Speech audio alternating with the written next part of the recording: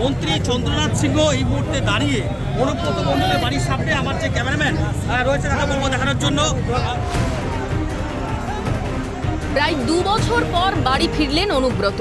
তার বাড়ি ফিরে আসায় এক প্রকার উৎসবের মেজাজ বোলপুরের নিচু পট্টিতে। সকাল থেকেই তার বাড়ির সামনে পুলিশে ছয়লাভ। দেওয়া হলো ওয়াই ক্যাটাগরির নিরাপত্তা। প্রিয় নেতার সঙ্গে দেখা করার জন্য অপেক্ষা করছিলেন নেতাকর্মীরা।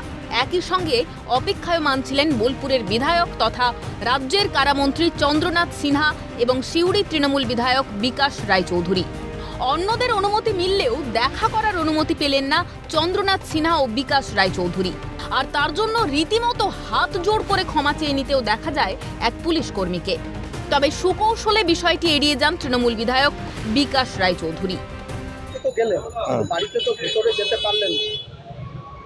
এখন তো ব্যস্ত হয়েছি, শারীরিকভাবে আমরা নিশ্চয়ই ঠিক সময় যাব। দেখা হলো যেটুকু, এরপর আমরা ঠিক সময় পৌঁছে যাব। অনুব্রতর অনুপস্থিতিতে বীরভূম সামলাতে 9 সদস্যের কোর কমিটি গঠন করে দেন তৃণমূল সুপ্রিমো। সেই কোর কমিটিতে স্থান পান মন্ত্রী চন্দ্রনাথ সিনহা ও তৃণমূল বিধায়ক বিকাশ রায়চৌধুরী।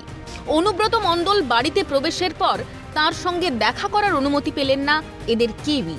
অনুব্রত মণ্ডল প্রবেশের অনুমতি দিলেন না নাকি তার মেয়ে সুকন্যা মণ্ডল, তা যদিও স্পষ্ট নয়। এখানেই শেষ নয়, কেষ্টর সঙ্গে দেখা করতেই গেলেন না কোর কমিটির আরও এক সদস্য তথা বীরভূমের রাজনীতিতে অনুব্রতর বিপরীত মেরুতে অবস্থান করা বীরভূমের জেলা সভাধিপতি কাজল শেখ। তবে কি কোর কমিটি তৈরির পর থেকেই তৈরি হয়েছে বিভাজনের রূপরেখা? অনুব্রত মণ্ডল জেলে যাওয়ার পর থেকেই বীরভূমের রাজনীতিতে প্রকট হয়েছে তৃণমূলের গোষ্ঠীদ্বন্দ্ব। প্রশ্ন উঠতেই ব্যস্ততার দোহাই দিয়ে কাজল শেখের সাফাই, জেলা সভাধিপতি হিসেবে তার প্রধান কর্তব্য মুখ্যমন্ত্রীকে জেলার পরিস্থিতি সম্বন্ধে অবগত করানো।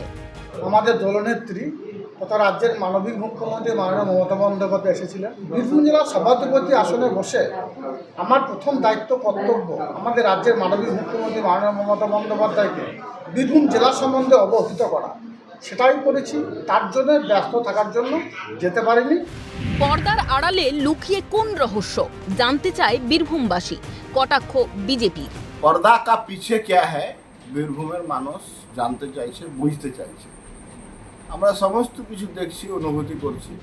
বীরভূমের বাতাসে কান পাতলে শোনা যায় একসময় অনুব্রতর অত্যন্ত কাছের ছিলেন মন্ত্রী চন্দ্রনাথ সিনহা এবং সিউড়ি তৃণমূল বিধায়ক বিকাশ রায়চৌধুরী।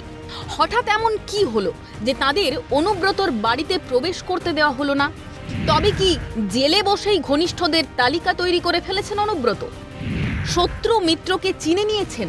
জেলা নেতৃত্বের থেকে কি দূরত্ব রাখতে চাইছেন? জেল থেকেই কি জল মেপেছেন অনুব্রত? সময় চিনিয়ে দিয়েছে অসময়ের বন্ধুদের? মন্ত্রী চন্দ্রনাথ সিনহা এবং সিউড়ি তৃণমূল বিধায়ক বিকাশ রায়চৌধুরী ছাড়াও বোলপুরের সাংসদ অসিত মাল, নলহাটির বিধায়ক রাজেন্দ্র প্রসাদ সিং, ময়ূরেশ্বরের বিধায়ক অভিজিৎ রায় সহ একাধিক জেলা নেতৃত্বের সঙ্গেও দেখা করলেন না অনুব্রত মণ্ডল। দ্বিতীয়বারে ত্রিদীপ খবর নিয়ে এলো, বললে ওদেরকে কালকে ফার্স্ট হাফ নয় সেকেন্ড হাফে আসতে বলো, কারণ আমি ভীষণ ক্লান্ত, আমি আজকে আর নামবো না। আছে কি কোনো অভিমান? বীরভূমের অলিন্দে ঘুরপাক খাচ্ছে এমন হাজার প্রশ্ন।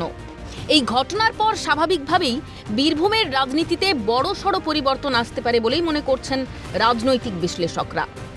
ক্যামেরায় জ্যাকি সিং এর সঙ্গে রাজা শাহ, অমরনাথ দত্ত ও ভোলানাথ চক্রবর্তীর রিপোর্ট, ক্যালকাটা নিউজ।